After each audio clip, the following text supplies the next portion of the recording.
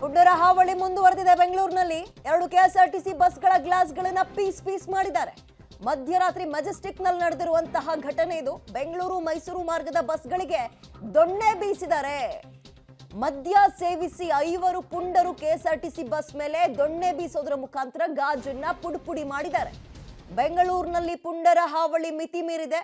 ಮಧ್ಯರಾತ್ರಿ ಮೆಜೆಸ್ಟಿಕ್ ನಲ್ಲಿ ಮಧ್ಯರಾತ್ರಿ ಬೆಳಗ್ಗೆ ಅಂತ ಏನಿಲ್ಲ, ಎನಿ ಟೈಮ್ ಜನ ಇರ್ತಾರೆ. ಅಂತ ಸಂದರ್ಭದಲ್ಲೇ ಕುಡ್ಕೊಂಡು ಹೋಗಿ ಕೈಯಲ್ಲಿ ದೊಣ್ಣೆ ಇಟ್ಕೊಂಡು ಬಸ್ಗಳಿಗೆ ಬೀಸಿರುವಂತಹ ಘಟನೆ ನಡೆದಿದೆ. ನಮ್ಮ ಬೆಂಗಳೂರಿನ ಮೆಜೆಸ್ಟಿಕ್ ನಲ್ಲೇ ನಡೆದಿರುವಂತಹ ಘಟನೆ. ಯಾಕೆ ಅಂದ್ರೆ ಕುಡಿದ ಮತ್ತಿನಲ್ಲಿ ಆಗಿರುವಂತದ್ದು ಅಥವಾ ಬೇರೆ ಏನಾದ್ರೂ ವಿಚಾರ ನಡೀತಾ ಅಲ್ಲಿ, ಇವೆಲ್ಲವೂ ಕೂಡ ಇನ್ನು ಮುಂದೆ ಗೊತ್ತಾಗಬೇಕಾಗಿದೆ. ಬಟ್ ಬಸ್ನ ಗ್ಲಾಸ್ ಸಂಪೂರ್ಣವಾಗಿ ಜಖಂ ಮಾಡಿದ್ದಾರೆ. ಯಾವುದೋ ಒಂದಲ್ಲ, ಸಂಪೂರ್ಣವಾಗಿ ಗಮನಿಸ್ತಾ ಇದ್ದೀರಿ. ಏನ್ ಆಕ್ಷನ್ ಆಯ್ತು, ಸಿಕ್ರಾ ಅವರು ಪೊಲೀಸರು ಅರೆಸ್ಟ್ ಮಾಡಿದ್ರ, ಇವೆಲ್ಲವೂ ಕೂಡ ಇನ್ನು ಮುಂದೆ ಗೊತ್ತಾಗಬೇಕಾಗಿರೋ ವಿಚಾರ. ನೆನೆ ಮಧ್ಯರಾತ್ರಿ ಮೆಜೆಸ್ಟಿಕ್ ನಲ್ಲಿ ಬೆಂಗಳೂರು ಮೈಸೂರು ನಡುವಿನ ಕೆಎಸ್ಆರ್ಟಿಸಿ ಬಸ್ಗೆ ಪುಂಡರು ಕುಡ್ಕೊಂಡು ಬಂದು ದೊಣ್ಣೆಗಳಿಂದ ಬೀಸಿರುವಂತಹ ದುರ್ಘಟನೆ ನಡೆದಿದೆ.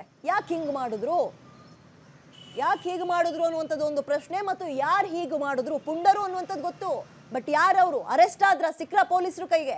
ಪೊಲೀಸರು ಏನ್ ಮಾಡ್ತಾ ಇದ್ದಾರೆ ಈಗ? ಅವ್ರನ್ನ ಏನ್ ಎನ್ಕ್ವೈರಿ ಶುರು ಆಯ್ತಾ? ಇವೆಲ್ಲವೂ ಕೂಡ ಗೊತ್ತಾಗಬೇಕು. ಪಬ್ಲಿಕ್ ಟಿವಿ ಎಕ್ಸ್ಕ್ಲೂಸಿವ್ ದೃಶ್ಯಾವಳಿಯಲ್ಲಿ ಗಮನಿಸ್ತಾ ಇದ್ದೀರಿ. ಹಿಂಗಾಗ್ಬಿಟ್ರೆ ಹೆಣ್ಮಕ್ಳು, ಪುಟಾಣಿ ಮಕ್ಕಳು ಓಡಾಡೋದು ಹೇಗೆ? ಹೆಚ್ಚಿನ ಡೀಟೇಲ್ಸ್ ನಮ್ಮ ಪ್ರತಿನಿಧಿ ಪ್ರಕಾಶ್ ನೀಡ್ತಾರೆ. ಪ್ರಕಾಶ್, ಘಟನೆಗೆ ಕಾರಣ ಕುಡ್ಕೋ ಬಂದಿಷ್ಟೇ ಏನ್ ಬೇಕಂಗೆ ಎದ್ವಾ ಆಡಿದ್ದಾರೆ ಅಂತನಾ ಅಥವಾ ಬೇರೆ ಏನಾದ್ರೂ ಕಾರಣ ಇದೆಯಾ? ಅವ್ರು ಯಾರು ಅಂತ ಗೊತ್ತಾಯ್ತಾ? ಪೊಲೀಸರು ಅರೆಸ್ಟ್ ಮಾಡಿದ್ರ? ಡೀಟೇಲ್ಸ್ ಏನಿದೆ? ಸದ್ಯಕ್ಕೆ ಕುಡಿದ ನಿಶೆಯಲ್ಲೇ ಈ ರೀತಿಯಾಗಿ ದಾಂಧಲೆಯನ್ನ ನಡೆಸಿದ್ದಾರೆ ಅನ್ನುವಂಥದ್ದು ಪ್ರಾಥಮಿಕ ಮಾಹಿತಿ ಇದೆ. ಸೊ ಮುಖ್ಯವಾಗಿ ಮಧ್ಯರಾತ್ರಿ 1 ಗಂಟೆ ಸಂದರ್ಭದಲ್ಲಿ ಆಟೋದಲ್ಲಿ 5 ಇರುವಂತಹ ಒಂದು ಗ್ಯಾಂಗ್ ಬರುತ್ತೆ. ಕೆಎಸ್ಆರ್ಟಿಸಿ ಬಸ್ ಅನ್ನ ಅಡ್ಡಗಟ್ಟಿ ಏಕಾಏಕಿಯಾಗಿ ರಾಡ್ಗಳಿಂದ, ದೊಣ್ಣೆಗಳಿಂದ ಗ್ಲಾಸ್ಗಳನ್ನ ಹೊಡಿತಾರೆ. ಸೊ 2 ಕೆಎಸ್ಆರ್ಟಿಸಿ ಬಸ್ಗಳಿಗೆ ಡ್ಯಾಮೇಜ್ ಮಾಡಿದ್ದಲ್ಲದೆ ಹಿಂದೆ ಮುಂದೆ ಇರುವಂತಹ ಕಾರುಗಳಿಗೂ ಕೂಡ ಗ್ಲಾಸ್ಗಳನ್ನ ಹೊಡೆಯುವಂತಹ ಕೆಲಸವನ್ನ ಕೂಡ ಮಾಡ್ತಾರೆ. ಇದರಿಂದ ಗಾಬರಿಗೊಂಡಿರುವಂತಹ ಪ್ರಯಾಣಿಕರು ಕೂಡ ಬಸ್ ಅನ್ನ ಇಳಿಯೋದಕ್ಕೆ ಪ್ರಯತ್ನ ಮಾಡ್ತಾರೆ. ಆ ಸಂದರ್ಭದಲ್ಲಿ ಡ್ರೈವರ್ ಮತ್ತೆ ಕಂಡಕ್ಟರ್ ಕೂಡ ಅವರನ್ನ ತಿಳಿಸಿ ಹೇಳುವಂತಹ ಕೆಲಸವನ್ನ ಮಾಡ್ತಾರೆ. ಆದ್ರೆ ಅವರ ಮೇಲೆ ಕೂಡ ಹಲ್ಲೆ ಮಾಡೋದಕ್ಕೆ ಮುಂದಾಗ್ತಾರೆ. ಕೂಡ್ಲೇ ಕೆಎಸ್ಆರ್ಟಿಸಿ ಚಾಲಕರು ಕೂಡ ಪೊಲೀಸರಿಗೆ ಕಾಲ್ ಅನ್ನ ಮಾಡ್ತಾರೆ. ಬಂದ ಬಳಿಕ ಅವರು ಎಸ್ಕೇಪ್ ಕೂಡ ಆಗಿರ್ತಾರೆ. ಸೊ ಅದಕ್ಕಿಂತ ಮುಂಚಿತವಾಗಿಯೂ ಕೂಡ ಬಂದಂತಹ 2 ವೀಲರ್ ಗಳಿಗೆ ಜೊತೆಗೆ 4 ವೀಲರ್ ಗಳನ್ನ ಕೂಡ ಅಡ್ಡಗಟ್ಟಿ ಒಂದ್ ರೀತಿಯಲ್ಲಿ ಅಟ್ಟಹಾಸವನ್ನ ಮೆರಿತಾ ಇದ್ರು ಅಂತ ಹೇಳಿ ಸ್ಥಳೀಯರು ಕೂಡ ಹೇಳ್ತಾ ಇದ್ರು. ಪ್ರಮುಖವಾಗಿ 2 ಕೆಎಸ್ಆರ್ಟಿಸಿ ಬಸ್ಗಳ ಗ್ಲಾಸ್ಗಳೇನಿದಾವೆ ಸಂಪೂರ್ಣವಾಗಿ ಜಖಂ ಆಗಿದಾವೆ. ಈಗ 5 ಗ್ಯಾಂಗ್ ನಲ್ಲಿದ್ದಂತಹ 2 ಪೊಲೀಸರು ವಶಕ್ಕೆ ಪಡೆದು ವಿಚಾರಣೆಯನ್ನ ಕೂಡ ನಡೆಸ್ತಾ ಇದ್ದಾರೆ. ಇನ್ನು 3 ಎಸ್ಕೇಪ್ ಕೂಡ ಆಗಿದ್ದಾರೆ, ಪರಾರಿಯಾಗಿದ್ದಾರೆ. ಸೊ ಮೈಸೂರು ಡಿಪೋಗೆ ಸೇರಿರುವಂತಹ 2 ಬಸ್ಗಳು, ಒಂದು ಹುಣಸೂರು ಡಿಪೋ, ಮತ್ತೊಂದು ವಿಜಯನಗರ ಡಿಪೋ.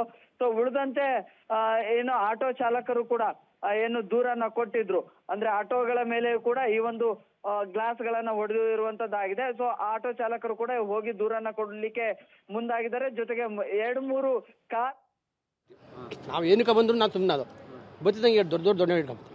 ಬತ್ತಿದಂಗೆ ಬಂದು ಏಕಾಗಿ ಹೊಡೆದ್ರು ಪೂರ್ತಿ. ಸಿಗ್ನಲ್ ಪಡೆದ ನಾವು ಗಾಬರಿಯಾಗಿ ಒಳಗೆ ಬಸ್ ತಂದು ನಮ್ಮಿಂದ ಈ ಗಾಡಿ ಇತ್ತು.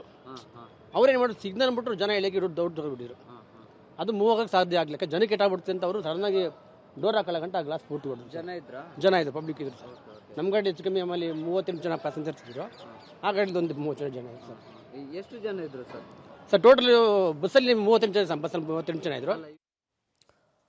ಜನ ಇರುವಂತಹ ಬಸ್ನಲ್ಲಿ ಪುಂಡರು ಈ ರೀತಿಯಾಗಿ ತಮ್ಮ ವರ್ತನೆಯನ್ನ ತೋರಿಸಿದ್ದಾರೆ ಅಂದ್ರೆ ಒಂದು ಪ್ರಶ್ನೆ, ಪೊಲೀಸರ ಮೇಲಿರುವಂತಹ ಭಯ ಕಡಿಮೆ ಆಯ್ತಾ ಅವ್ರಿಗೆ ಅಂತ? ಮೂವ್ ಆಗ್ತಾ ಇದ್ದಿದ್ದು ಬಸ್ಸಲ್ಲಿ ಯಾರಿಗಾರು ಹೆಚ್ಚು ಕಡಿಮೆ ಆಗಿದ್ರೆ ದೊಣ್ಣೆ ತಂದು ಈ ಪರಿಯಾಗಿ ಹಾನಿ ಮಾಡಿದ್ದಾರೆ ಅಂದ್ರೆ ಒಳಗಿರೋರಿಗೆ ಸಮಸ್ಯೆ ಆಗಲ್ವಾ? ಹಾಗಾದ್ರೆ ಈಗ 2 ಸಿಕ್ಕಿದಾರಂತೆ, 3 ಜನ ಹುಡುಕಾಡ್ತಾ ಇದ್ದಾರೆ. ಸರಿಯಾಗಿ ಬೆಂಡ್ ಎತ್ತಿದ್ರೆ ಯಾಕೆ ಏನು ಎತ್ತ ಎಲ್ಲವೂ ಕೂಡ ಗೊತ್ತಾಗುತ್ತೆ.